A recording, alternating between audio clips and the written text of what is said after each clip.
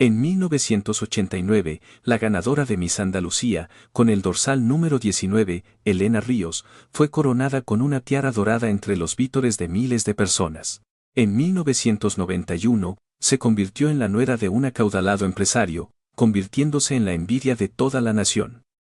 Era el nacimiento de una Cenicienta moderna con la que todos soñaban. Sin embargo, en el otoño de 1992, apenas un año después de su boda, se desvaneció como el humo, sin decir una sola palabra.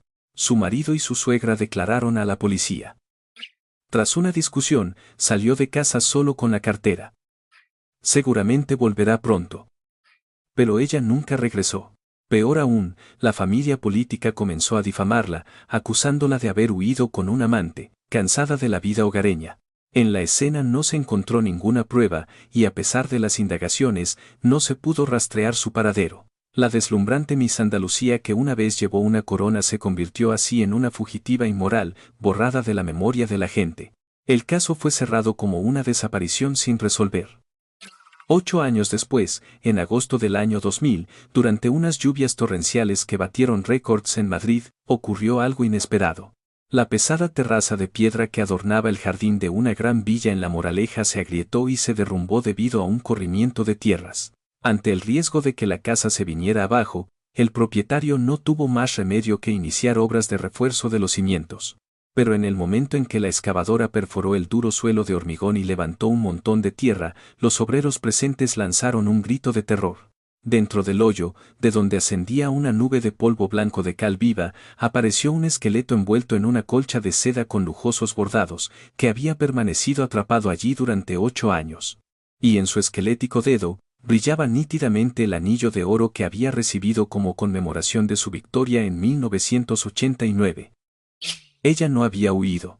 Durante 8 años, había estado atrapada bajo el jardín de esa casa, llorando mientras escuchaba las risas y las conversaciones de su familia. ¿Quién pudo haber empujado a esta hermosa mujer a la fría tierra? ¿Y qué ocurrió exactamente aquella noche, 8 años atrás? Antes de comenzar la historia, su suscripción y su me gusta son un gran apoyo para sacar a la luz de nuevo los casos sin resolver. Comienza el archivo del caso de Crónicas Negras. La madrugada del 14 de octubre de 1992, a las 2 de la mañana, 2 coches patrulla rompieron el silencio al detenerse frente a una lujosa villa en La Moraleja, símbolo de la riqueza en Madrid. El propietario de la casa, Mateo Vargas, un prometedor empresario de 32 años, había denunciado la desaparición de su esposa, Elena. Anoche discutimos acaloradamente sobre su deseo de volver a la televisión. Me retiré un momento a mi despacho y, cuando salí, ella se había marchado llevándose solo la cartera. Siempre fue una persona con mucha vanidad y ganas de salir, así que pensé que volvería enseguida. Cuando la policía entró, el salón de la villa estaba sospechosamente ordenado. Lo que llamó la atención del equipo de investigación fueron los zapatos de Elena, colocados pulcramente en la entrada. Sus zapatos de tacón de diseño, sus favoritos para salir, estaban allí, pero faltaban un par de viejas zapatillas deportivas. La suegra, dejando elegantemente su taza de té sobre la mesa, añadió: a ella solo le gustaban las cosas ostentosas, nunca se adaptó al ambiente de nuestra familia. Seguramente se ha puesto en contacto con gente del mundo del espectáculo y se ha escondido en algún sitio. No había pruebas ni testigos. En una época sin cámaras de seguridad, los altos muros de La Moraleja sellaron por completo la verdad de aquella noche. La desaparición de Elena Ríos fue clasificada como la fuga caprichosa de una joven deslumbrada por las fantasías del mundo del espectáculo, y su expediente acabó acumulando polvo en un archivo. 8 años después, en agosto del 2000, como si quisiera aplacar el fervor del nuevo milenio, Madrid fue azotada durante días por unas lluvias torrenciales sin precedentes. En medio del jardín de la villa de La Moraleja, la pesada terraza de piedra, construida por orden de la suegra justo después de la desaparición, no pudo soportar el hundimiento del terreno y se partió en 2. Cuando la terraza se derrumbó, sacudiendo los cimientos de la casa principal, el marido, Mateo, a regañadientes, decidió iniciar las obras de reparación. No, esa terraza protege la energía de nuestra familia. No la toquéis, gritó la suegra, interponiéndose delante de la excavadora bajo la lluvia. Pero con la casa a punto de derrumbarse, el hijo hizo caso omiso y ordenó continuar con las obras. En el momento en que la cuchara de la excavadora rompió el hormigón del suelo agrietado de la terraza y extrajo un profundo montón de tierra, la escena se congeló. Entre la tierra amarillenta, apareció un bulto envuelto en una colcha de seda bordada, de colores vivos y perfectamente conservada. Y de entre los pliegues de la colcha, junto con un polvo blanquecino, cayó un hueso humano, el de un dedo esquelético y seco. En aquel dedo delicado, que 8 años atrás había sostenido una corona dorada, aún brillaba un anillo de oro grabado con la fecha de su coronación como Miss Andalucía, 1989, como si siguiera protegiendo a su dueña. En el verano de 1989, Elena Ríos, cuyo rostro llenaba las pantallas de televisión, era el orgullo de Andalucía. Su imagen, con sus rasgos occidentales y su sonrisa serena, llorando de emoción con la corona de ganadora y un bañador azul, quedó grabada en el corazón de todo el país. Sin embargo, tras apagarse los focos, lo que le esperaba no era el zapato de cristal de Cenicienta, sino una enorme jaula sin barrotes llamada La Moraleja. Elena había perdido a sus padres a una edad temprana y fue criada por su abuela, era lo que se dice una joven que se había hecho a sí misma desde un origen humilde. Cuando en 1991 se anunció que se casaría con Mateo Vargas, el hijo único de una familia de gran patrimonio e influencias en el mundo empresarial y político, el mundo la felicitó. Pero el umbral de aquella gran villa era más alto y frío que la corona de Miss. Aparte de tener una cara bonita, ¿qué has aportado tú a esta familia? Qué terrible es la influencia de la televisión. En lugar de aprender a ser una buena ama de casa, solo piensas en salir por ahí. La violencia verbal de su suegra era diaria. Usaba el hecho de que su nuera fuera una ex-miss como pretexto para acusarla de derrochadora y vanidosa. Criticaba cada cosa, desde los cosméticos que a Elena le gustaban hasta un simple vestido, diciendo que demostraba su origen humilde. Lo que más atormentaba a Elena era su marido, Mateo. Al principio, se enamoró de su belleza y la cortejó, pero tras la boda, el pasado glamuroso de su esposa se convirtió en un veneno. ¿Quién es ese tipo con el que te has visto hoy? El profesor de la escuela de interpretación no te quitaba los ojos de encima, ¿verdad? Te habrá gustado, sus comentarios cargados de celos patológicos carcomían el alma de Elena. Sin embargo, ella no se rindió. Soñaba con volver a la televisión y desarrollar su talento. En un diario secreto de tapas rojas que escondía en su mesita de noche, había escrito una nota de esperanza: hoy también aguantaré. El día que vuelva a pisar mi propio escenario, podré recordar esta oscuridad con una sonrisa. Justo antes de su desaparición, estaba haciendo llamadas desesperadas a su profesor de interpretación, pidiéndole que le buscara un trabajo. Jamás imaginó que esa aspiración la empujaría al umbral de la muerte. El sueño modesto de una mujer que intentó sobrellevar el peso de la corona. La densa sombra de la moraleja, de la que tanto deseaba escapar, era tan profunda y oscura como su deslumbrante nombre.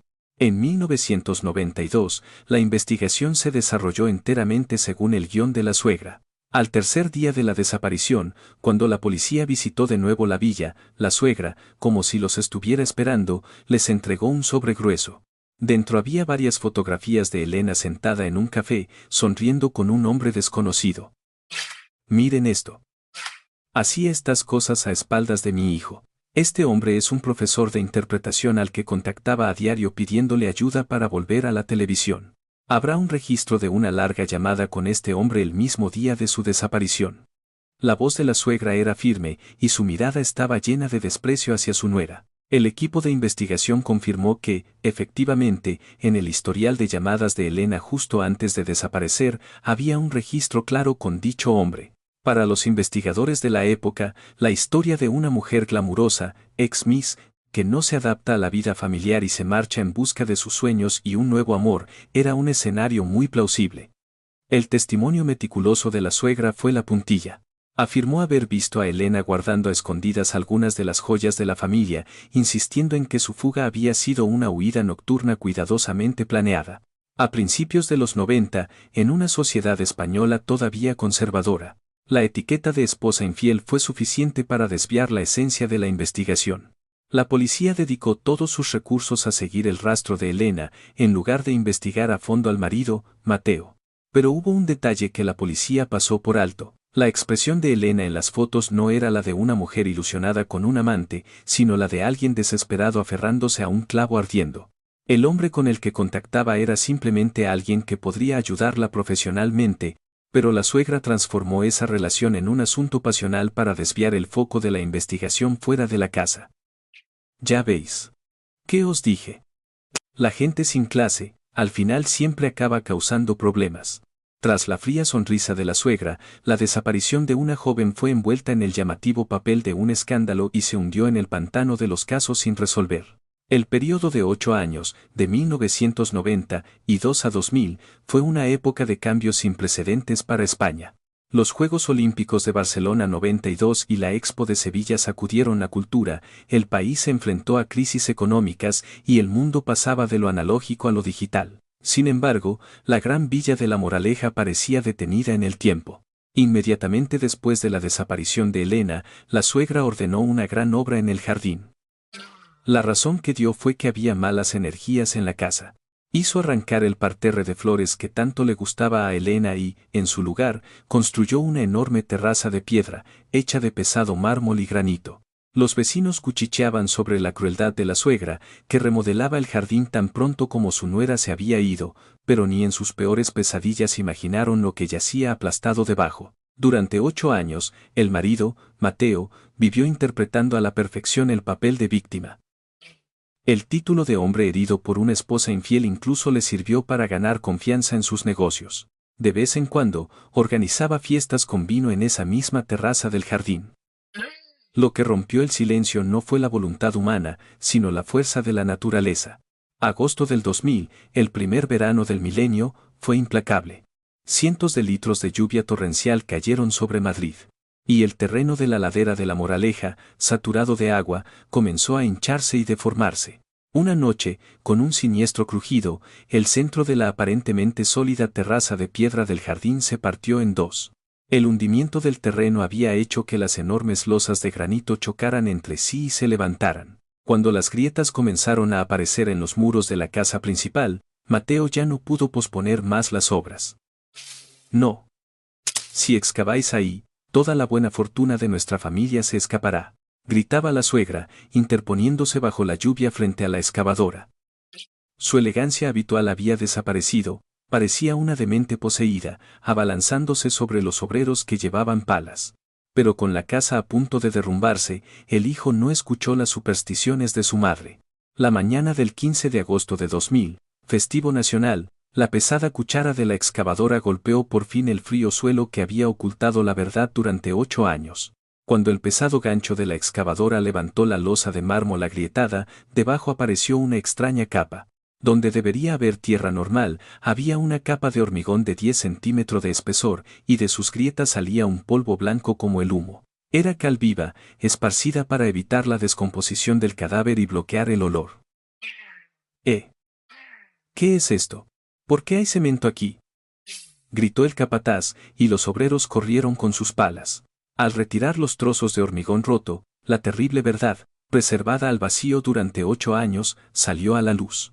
Lo que apareció entre el barro y la cal viva no era una tela de colores chillones y baratos, sino una colcha de seda de alta calidad, de un delicado color marfil. Era una de las piezas del exclusivo juego de colchas bordadas que había en el dormitorio de la suegra 8 años atrás. Cuando los obreros, con manos temblorosas, tocaron ligeramente el bulto, entre las fibras deshechas empezaron a asomar trozos de huesos ennegrecidos. Del esplendor de 8 años atrás no quedaba nada, solo un frío esqueleto que había resistido para testificar la verdad. La escena se convirtió en un caos. Entre los obreros que retrocedían gritando, el marido, Mateo, se desplomó en el suelo, aturdido. La suegra, como una loca, arañaba la tierra gritando: «Esa es mi colcha. Devolvodme mi colcha». La escena más trágica llegó poco después. En el hueso del dedo anular derecho del cadáver había algo enganchado. Al limpiar el barro, lo que emitió un tenue brillo fue, nada menos, que un anillo de oro de 18 quilates grabado con la fecha de su coronación como Miss Andalucía 1989.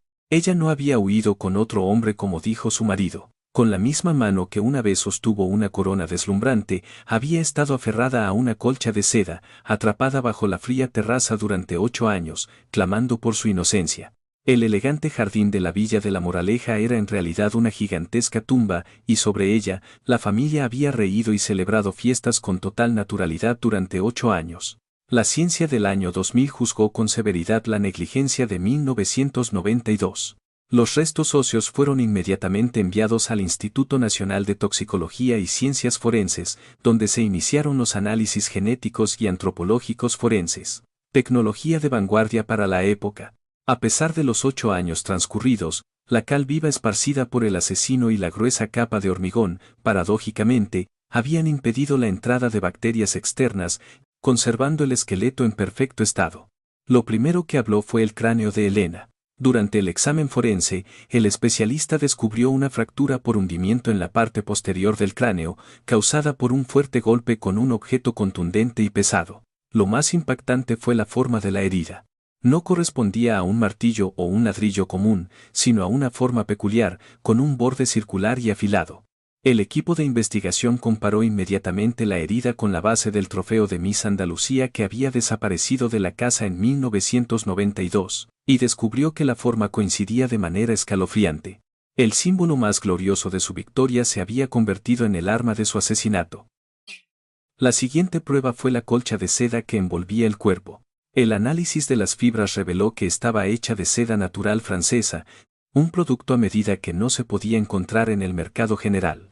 Los investigadores rastrearon las tiendas de textiles de lujo cerca del barrio de Salamanca en Madrid y encontraron un registro de 1991. Era parte de un juego de colchas con narcisos bordados que la suegra había encargado especialmente para ella misma mientras preparaba el ajuar de su hijo. En ese momento se reveló la cruel contradicción: la suegra que tanto despreciaba a su nuera había usado su propia colcha para encubrir su muerte. El golpe de gracia provino de un guante de trabajo encontrado entre los trozos de hormigón. El guante, que el asesino probablemente dejó caer por error durante las obras 8 años atrás, contenía restos microscópicos de células epiteliales en su interior. La tecnología de amplificación de ADN del año 2000 logró extraer un perfil genético de esta minúscula muestra, y coincidía perfectamente con el de su marido, Mateo Vargas. Ya no había lugar donde esconderse tras la máscara de una fuga. La noche del 13 de octubre de 1992, un silencio tenso, como la calma antes de la tormenta, reinaba en el salón de la Villa de la Moraleja. Mateo Vargas, bebiendo un whisky caro tras otro, miraba fijamente a su esposa Elena. En su mano, arrugadas, estaban las fotos que su madre le había dado discretamente, en las que aparecía Elena con su profesor de interpretación. ¿Qué demonios estabas haciendo con este tipo? ¿Volver a la televisión? No me hagas reír. No eres más que una cualquiera desesperada por salir de casa. Los celos de Mateo rozaban la locura. Elena, llorando, le suplicó que le creyera: por favor, créeme, es mi sueño. Pero los ojos de Mateo se posaron en el brillante trofeo de Miss Andalucía que resplandecía en el centro de una vitrina. Para Elena, ese trofeo era la medalla de su juventud más brillante, pero para Mateo, era un símbolo del complejo de inferioridad que sentía, como si el público le hubiera arrebatado a su esposa. Al final de la discusión, cuando Elena se dio la vuelta para hacer las maletas, Mateo perdió el control y levantó el pesado trofeo de bronce macizo. Con un sonido sordo, Elena se desplomó en el suelo del salón sin siquiera poder gritar. El suelo se tiñó de rojo al instante, y la estatuilla de la mujer coronada se convirtió en el arma más cruel contra su dueña. En ese momento, la puerta del dormitorio principal se abrió y apareció la suegra. Al ver a su nuera ensangrentada en el suelo, no gritó. Al contrario, le dio una fuerte bofetada a su hijo tembloroso y le dijo con una frialdad glacial: «Contrólate. No vas a arruinar tu vida por una cualquiera como esta. Vete a tu habitación, yo me encargo de todo». La suegra fue inmediatamente a su dormitorio, cogió su colcha de seda más fina y envolvió meticulosamente el cadáver. No era un mínimo gesto de respeto hacia su nuera, sino un cálculo frío para evitar que la sangre se filtrara. Acto seguido, contactó con la empresa de seguridad privada y los obreros que tenía a su servicio. Les ordenó que, a primera hora de la mañana siguiente, comenzaran a construir una terraza de piedra en el jardín para neutralizar las malas energías de la casa. Antes de que llegaran los obreros al amanecer, la suegra esparció personalmente docenas de sacos de cal viva en el hoyo del jardín. Para encubrir el asesinato cometido por su hijo, sepultó para siempre la existencia de su nuera bajo el hormigón. Un retorcido amor maternal que buscaba evitar que su hijo se convirtiera en un asesino y el cruel alivio de haber eliminado por completo a la nuera que despreciaba, se convirtieron en la gruesa capa de hormigón que cubrió el jardín de la Moraleja. En septiembre del 2000, la suegra y su hijo empresario, Mateo, se sentaron frente al equipo de investigación. Música. Los 8 años transcurridos les habían infundido una arrogante confianza en su crimen perfecto. Pero ante el trofeo de Miss Andalucía y la colcha de seda manchada de tierra, esa confianza se hizo añicos. Mateo, tú no digas nada. Todo se hizo por orden mía, incluso en la sala de interrogatorios, la suegra intentaba silenciar a su hijo, con una actitud desafiante. Música. Pero Mateo ya se había derrumbado. El terror que debió sentir durante 8 años, mirando el jardín cada noche, y la realidad de que el arma de su crimen había regresado como prueba, fue demasiado para él. Mateo finalmente bajó la cabeza y confesó la verdad de aquella noche. Escuché a Elena hablando por teléfono con ese hombre y perdí la razón. La idea de que me iba a abandonar para volver a ese mundo de glamour. Cuando me di cuenta, ya había blandido el trofeo. El móvil de Mateo fue una mezcla de un deseo de posesión enfermizo y un complejo de inferioridad. Se había casado con ella atraído por su título de Miss, pero no podía soportar que su esposa fuera el centro de atención del público. El móvil de la suegra fue aún más cruel. Sintió lástima por su hijo, que había matado a su nuera. No podía permitir que la vida de mi precioso hijo se arruinara por culpa de una cualquiera, esa era su lógica retorcida. Ella fue la arquitecta del plan, señaló el lugar para enterrar el cuerpo, supervisó a los obreros y ordenó verter el hormigón. Los investigadores quedaron atónitos ante su sangre fría, la de una mujer que durante 8 años había tomado el té y reído con sus amigos sobre la terraza bajo la cual yacía el cadáver. A principios de 2001, el tribunal condenó a Mateo Vargas a prisión permanente revisable y a su madre, la instigadora del encubrimiento del cadáver y la ayuda al criminal, a una pena de 12 años de cárcel.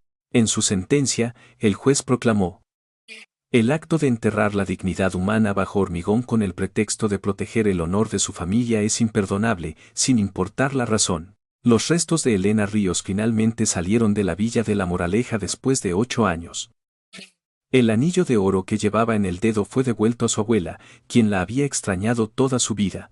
Liberada de la falsa acusación de ser una esposa infiel y fugitiva, finalmente se convirtió en un alma más ligera que su deslumbrante corona y voló hacia el cielo. La tragedia de una mujer para quien una brillante corona de oro se convirtió en un pesado grillete. ¿Qué opinan ustedes?